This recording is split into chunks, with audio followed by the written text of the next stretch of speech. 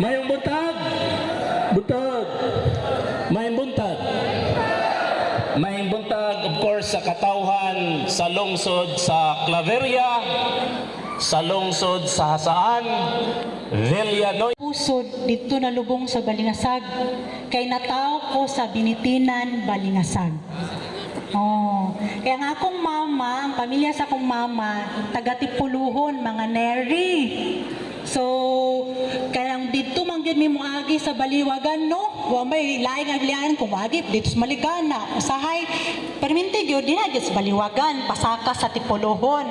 Mo nang ang akong papa mga 4 Tutuki, kay basig makaadto ko sa iyong lungsod, magsuroy-suroy ko ninyo, makaiyon mo kisi manang tawhana, muro man nag-driver sa pabama. Ay, sunan, sa ating pinakamamahal at kagalang-galang na senador sa Republika ng Pilipinas, Senator Ramon Bong Revilla Jr. Pakpak mo. Sa ato po, amahan sa lalawigan sa Misamis Oriental.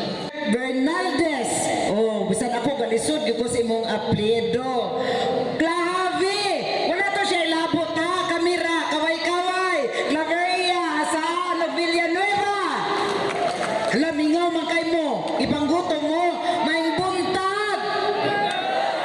Akong pagtahod sa ato ang halandon o kung sa boxing pa, mga supporting main event rami kung mag-istorya ta sa pagpamulong. Kaya among main event yun si Javi Bernaldez, board member Javi Bernaldez. So sige lang, istorya tanggapay para mailahan po ko ninyo. Ako, gikan gyapon sa siyudad Udakbay.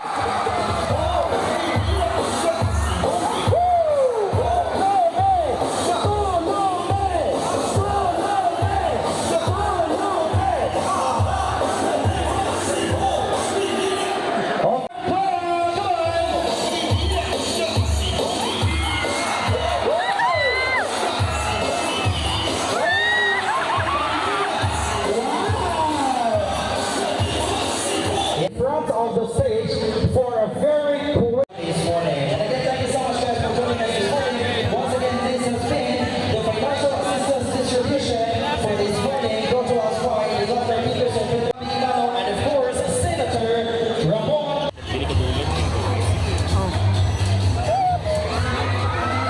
Nasi Tolome. Video to ba? Video to. Hi, sir. Ayun naman.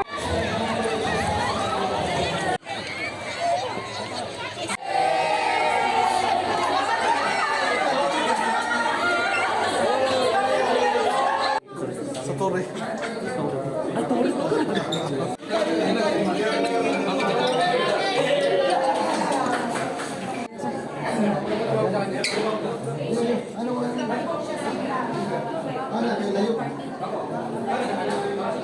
Ana na lang ba?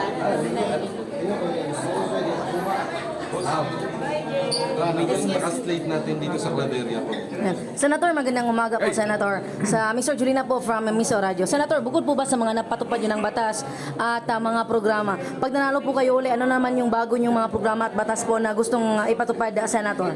Pag tayo pinalad muli, ipagpapatuloy natin yung mga nagawa natin. May mga nakasalang pa ako kasi ng mga batas ngayon sa Senate. Like yung optional retirement from 60 to 56 sa mga government employees. Marami pang mga nakasalang, yung mga basta tayo magsisilbi sa bayan at yung mga dapat natin gawin. Ayan. Senator, message po sa mga Pilipino po, lalo na sa taga Misamis Oriental. Sa Misamis Oriental, basta't ako po yung tumatanong po ng utang na loob sa inyo dahil never niyo po pinabayaan si Bong Revilla.